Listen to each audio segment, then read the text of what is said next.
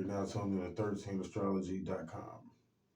Okay, what we're gonna be doing tonight is that, and then the future, honestly, is that I'm kind of like looking for new talent, as I always been telling you guys, and I'm kind of like gonna kind of put myself in a position on this channel where I'm like, interviewing people and kind of like put myself on the back burner, so it's not gonna be like a lot of like episodes coming because people wonder like why I haven't been uploading videos and stuff like that. So it's not going to be a lot of episodes coming.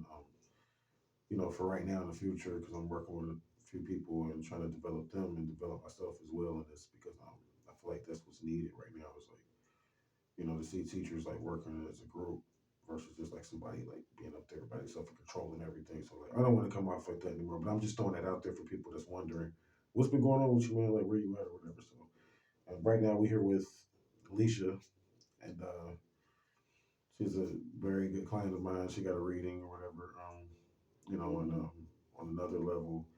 But what I brought her here tonight for is that I wanted to get her advice on some mental behavior issues, and when it comes to like sexual behavior, and even going into other mental health issues, because she's really, it's like her gift. Like for me reading her chart, but then also based on her background, she's into like mental health behavior, like treating that from a spiritual perspective, and like not only just that, but even just understanding a lot of stuff about men and women. So I'm gonna give her time. I got a few questions I want to ask her, and of course I'm gonna give her the time to say anything that she wants to say or whatever. Like, and you can add in whatever. Like if you want to, just add in some stuff or whatever. Say like just take over.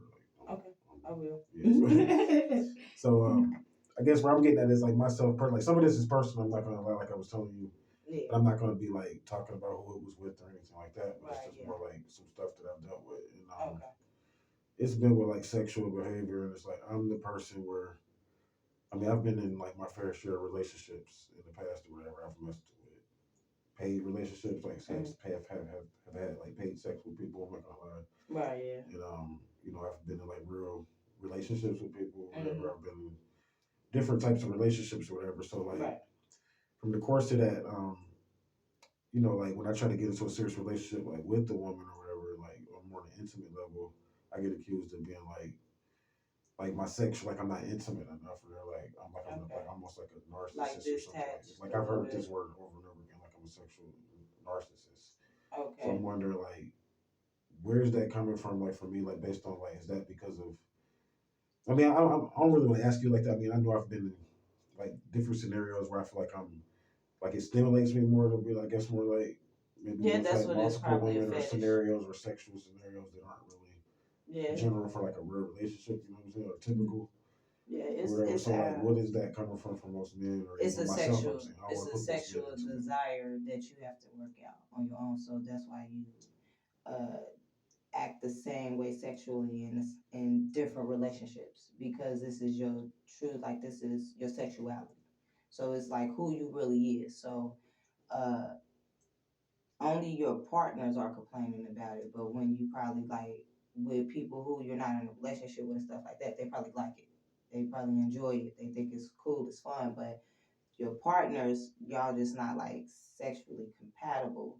So they don't, and then maybe it's not even really just the sex, it could be also like some type of emotional issue with the woman as well, where like she might be insecure.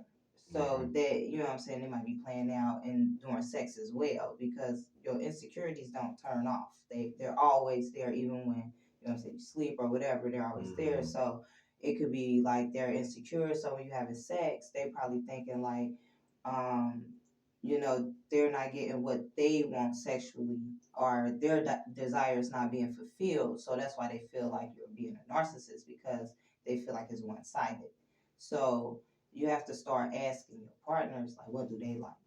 And then try to practice that too with them. And then it'll probably be like you coming out of that narcissistic shell that they're trying to put you in. Like, Should you because ask then a you kind partner of that try. like before you even engage in act with it? You think like what do they like? Yeah, Or well, is that something yeah, you should wait till after maybe the first couple times and then yeah. start talking about that? Because I mean, I've made that mistake where you kind of just happen and then you start trying to figure stuff out later on. So it's like you think that's something that's more like Yeah, I'm real big Anything. on conversation. Yeah, like I do sexting, texting a lot. Okay. And it's really more so for me to learn my partner and my partner to learn me. And so when we talking, we get to share each other, I guess like fantasies and stuff like that. So then we get to learn each other. So in the bedroom, you can perform these things, and then so it's more of a healthier satisfaction, amongst two people versus it being one sided. Mm-hmm. Because I mean, I've been the dominance before, a couple times, and guys be like, "Oh, you just want me because for sex, or you think I'm your boy toy or something like that." And I had to learn, that even men have feelings too, so Mm-hmm. like you got to be thinking like, okay, even women have sexual desires too, they might have fantasies too, so let me see what they into too. So it just take time. Okay. It take time. So you think like asking a woman something like that in the very beginning is that like kind of like a turn off to them? Like, um because I mean, like the very beginning, like how beginning, like as soon as you ask for a number, or maybe like after 2 3 days of talking. like as soon as you like maybe like as soon as you ask for a number, like maybe the first couple nights or something, or the first night even. Like, I've had guys ask me that, and I've never been offended. Like that's the not first offended. night, yeah, they'd be like, "Oh, well, what you into?" Like, and Okay. then like they'll be like, "Well, not just sexually too, but this too, but that." But then they do want to know that too because they don't want to do anything to offend me. You know what I'm saying, or turn me off. So so that they do ask. Like I have some guys that don't ask, and then it just be like, they're not. I don't really think they're interested in me a lot of times because they're not asking. Like I guess deep, like my deep thoughts. What I'm saying, that I don't share with everybody. Like Mm-hmm. sexuality, you really don't express with people. Like my mother and my family don't really know my true sexuality, and those who think they know it, they'll be like, "Oh, she just like, she likes sex a lot or something like that." But they don't know that I'm just like, my sexuality is like, is really expressive. Like, so if I suppress it, then it manifests into, I don't know. I don't know what it manifests to, but it's not healthy for me. So I try to, I guess now where I'm at is introduce like my family into my sexuality. Like I don't want to hide who I am anymore. So that's why I spend a lot of time promoting healthy sex Okay.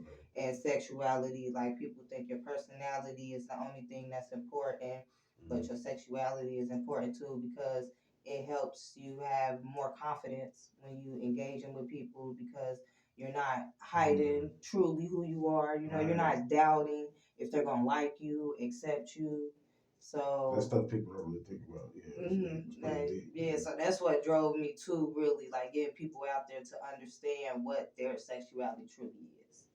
Like it's not just about getting together liking somebody and then having sex and having sex and being in love, but like some people don't even know they don't like people until after they have a baby with them.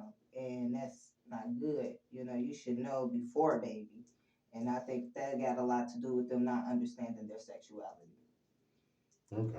Well, I guess my last question for right now, like, I want to bring her on to talk about a lot of stuff. I'm just letting y'all know, like, we might do. Yeah, I know Who a knows lot. if she open to it?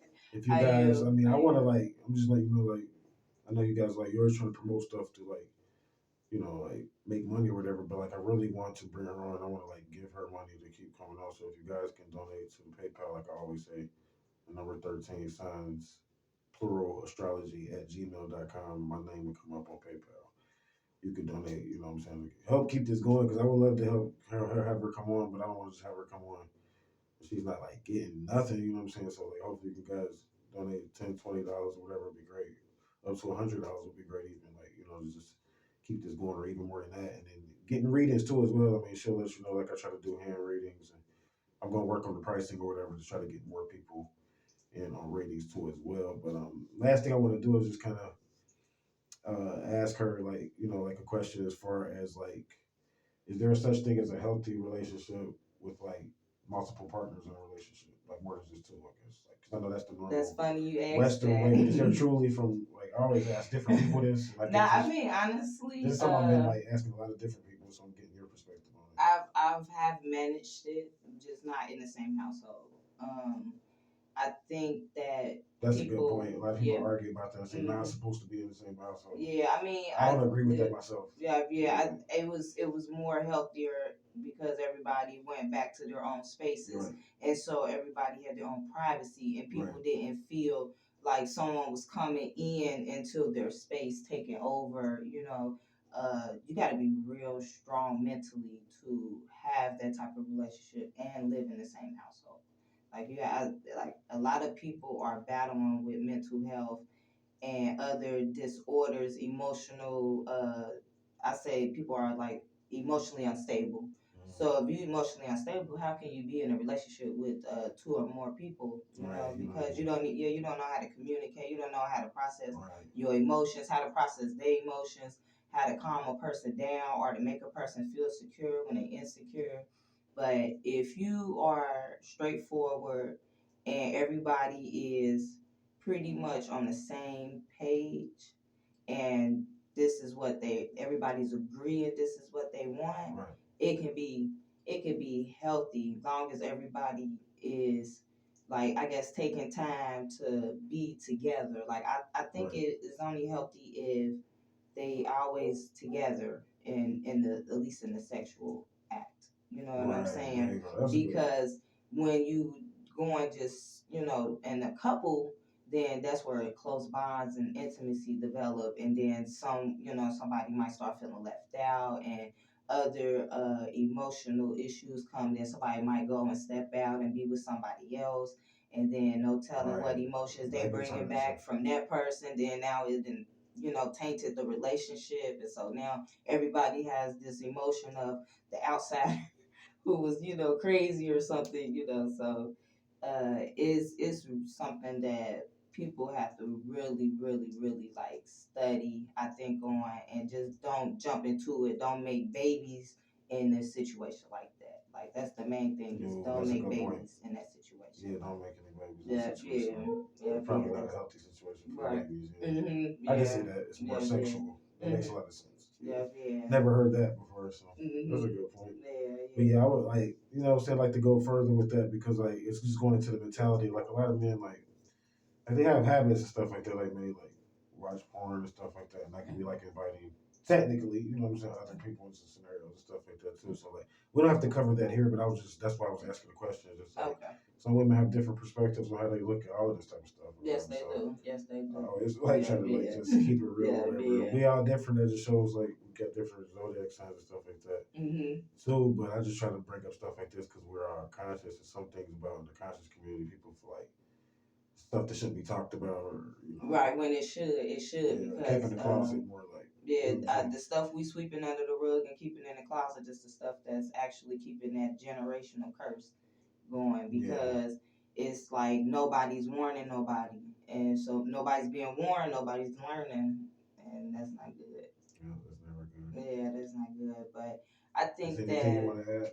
You can say yeah, I anything. think that people should actually express their sexuality more, and not think of it as intercourse, but actually uh expressing what they really, really desire the most, and communicating more with a partner, and instead of just if your partner don't want to engage You're with right. You it. know, I'm right. Go ahead. Okay, if your partner don't want to engage with it, then you go and you find somebody else to do it or something. That's not a good thing, and I think a lot of people need to stop doing that, like reaching out to porn and stuff. Instead, meditate Right. on it, and then try to find a better, positive outlet, hobby or something like that, and then try to find other ways to bond with your partner to get your partner more sexually engaged into what you like, and then that way you can have a better